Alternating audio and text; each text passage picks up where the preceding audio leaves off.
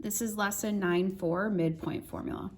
So it says a midpoint is a point on a line segment that divides the segment into two congruent parts. So if you're given 2 points and say we call the first point x1, y1 and the second point x2, y2, we get this formula. So where the midpoint formula comes from is it's actually, like, I always think of it as an average value between these 2 points. So think about it. If you want, so you have a test score that's 80, and then you have your next test score being 90. If you add those together and divide by 2, you get 85, right? That's how you find the average. You're doing the same thing with the x and y coordinates, okay? So you're adding the 2 x coordinates together, dividing by 2 to find the x coordinates that's going to be the average value or in the middle of those 2 x values.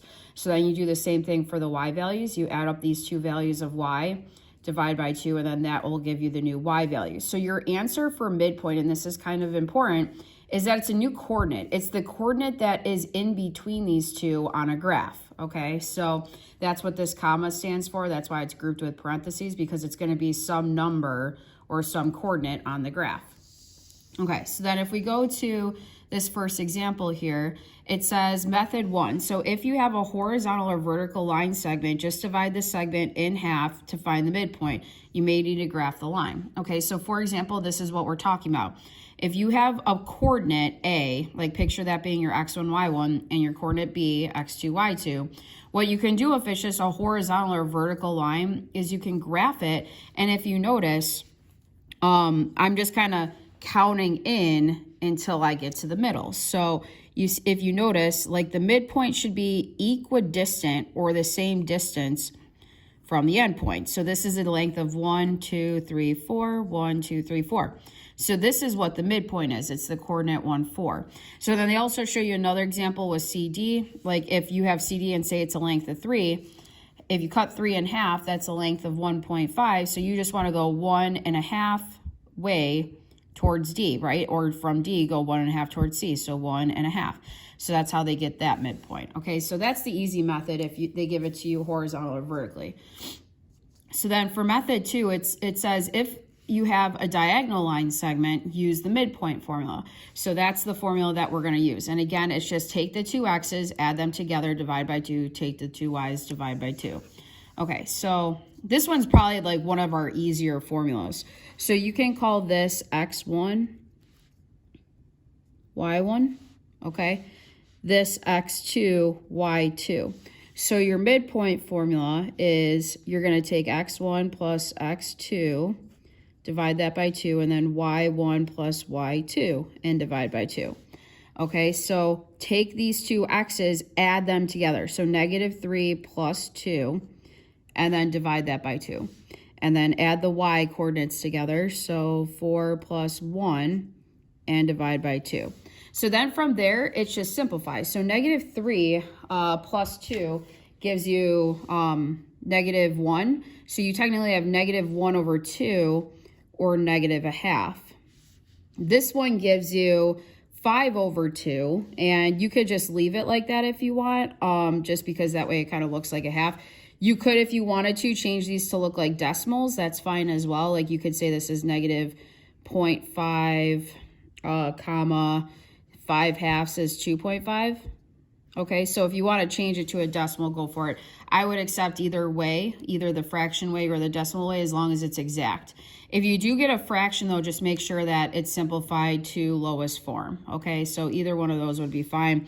For right now, I'm just going to keep changing them to decimals. Okay, so then turn the page. So we're just going to do 3 more examples where we just use the formula. Okay. So for example 1, same thing. I'm not going to keep writing the formula every time because you guys should have it in front of you by now. So this is your x1, y1, x2, y2. Okay. So your midpoint is going to equal -3 plus 9 all over 2. Okay. And then it's going to be -2 plus 10 all over 2.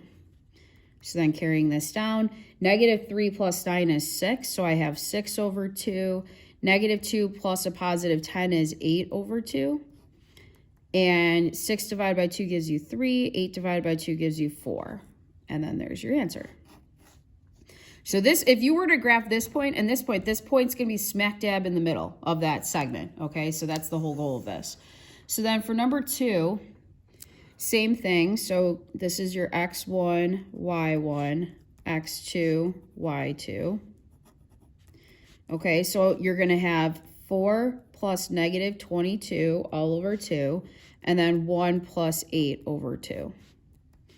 So 4 plus a negative 22 is negative 18. That's still over 2. This is 9 over 2. So negative 18 over 2 gives you negative 9. 9 over 2 gives you 4.5. And that would be your answer.